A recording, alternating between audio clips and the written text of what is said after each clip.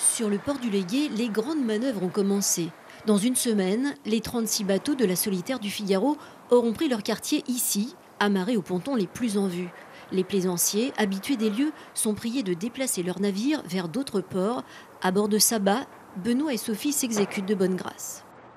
C'est déménagement, oui, on déplace les bateaux pour faire de la place pour les Figaro. C'est pour la bonne cause, c'est pour faire vivre le Légué. Voilà 2 mois que Nicolas et David s'adonnent à un savant jeu de chaises musicales. Tout doit être parfait pour accueillir la célèbre course au large. L'enjeu, c'est de montrer à la population briochine, un petit peu à l'extérieur, et aussi les gens qui vont venir de Lorient, Concarneau, Loudéac ou Brest. Donc c'est de leur montrer le Légué, ce qu'il est devenu et ce qu'il y a possibilité de faire avec des anciens ports justement de commerce.